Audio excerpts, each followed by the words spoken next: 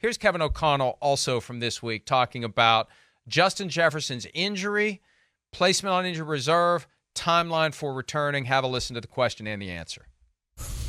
You anticipate this 4 weeks for Justin being enough to get him where he needs to be in terms of recovery and come back that 5th week, or what's your anticipation of the time frame? With hamstrings, I don't want to speculate on exactly when it'll be, but I know he feels pretty good, considering kind of where some guys feel at this point in the process, having just been this past Sunday, and it's just going to be about all that entails to go through the process to where he can have some time to start feeling like he can be at full speed again, as explosive as he is. And that'll be a process he'll work through. Hopefully we can get that window opened up and see where he's at, at that time. I mean, anticipate like end of all season or anything I do along not. those lines? No. Here's the bottom line. Justin Jefferson does not have his contract. He was willing to do a long-term deal with the Vikings. At the end of the day, it was in the Vikings' court, and they chose not to go forward. And now that he's got this hamstring injury, why would you come back at anything less than 100%? Why would you risk further injury when who knows what's going to happen in this offseason? You want to be healthy going into the offseason, whether it's because you may be traded, because you want your contract now, entering year 5, whatever the case may be.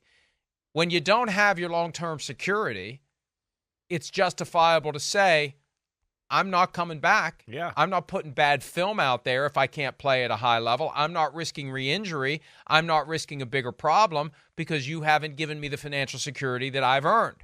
That's a fair point. And that's kind of what was happening with Lamar Jackson, I think, to a certain extent, when he was having injuries late in the year and not coming back. Could he have played? Maybe, but he doesn't have his long-term security. Why should he? And I think that same mindset's going to apply to Jefferson. And frankly, Chris, I'm not going to be surprised if we don't see him again this year. And this gives the Vikings the ultimate glimpse into what life would be like without him, good, bad, or otherwise. Maybe Jordan Addison becomes a superstar and they decide we can trade Justin Jefferson and we can bootstrap whatever we get for Jefferson into a trade package that gets us our franchise quarterback. Maybe they can, maybe they will, but they're going to get an idea. They're going to have more data. They're going to have more evidence that they can use to come to an informed decision on whether or not they can get by moving forward without one of the best receivers in football. Yeah, I mean, we'll see. I mean, yes, and I still think their offense can be somewhat of a pain in the butt here, even without Justin Jefferson.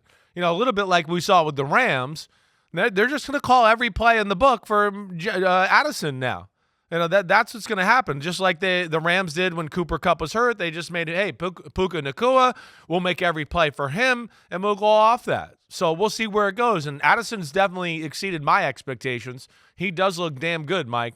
No doubt about it. So we'll see where that goes. But what I also say, too, is if they're in the hunt for this so-called franchise game-changing type quarterback, damn, Caleb Williams with Justin Jefferson and Addison, that sounds a lot more dangerous, and you'd think you'd want to make that work. So I'd throw that out there.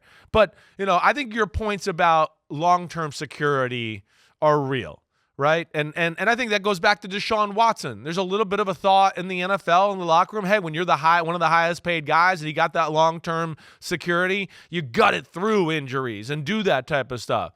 With Jefferson, I think you're spot on. No, you don't rush back. You have not been paid. You're a receiver. It's a hamstring. It's a serious thing. We've seen where receivers have come back maybe a little too early from the hamstring thing, and then there we are in the next year, a full calendar year, and we're going, damn, he's battling a hamstring thing still here again, right? So that's where he's got to be careful, and especially like you said, without the long-term security, you make sure that thing is 100% and more before you come back and play on the football field. That's a great point about Watson, and that would be a reason why guys in the locker room were kind of giving him side-eye when he didn't play. There is no reason to not throw caution to the wind, and we'll take Deshaun Watson at 85% over his backup at 100% because he's Deshaun Watson, and he'll go out there and he'll make it happen. And so what if he can't make all the throws? He can still go out there and play at a high level. That would be the mindset for the guy who has his contract. For the guy who doesn't, the mindset's different. He doesn't have the security. Why would he put himself at risk of further injury, of delayed recovery, of all the bad things that can flow from it when you don't have that long-term security that you have already earned. Hi, it's Mike Florio. Thanks for watching PFT on YouTube. Hit subscribe for the latest news and analysis from Pro Football Talk.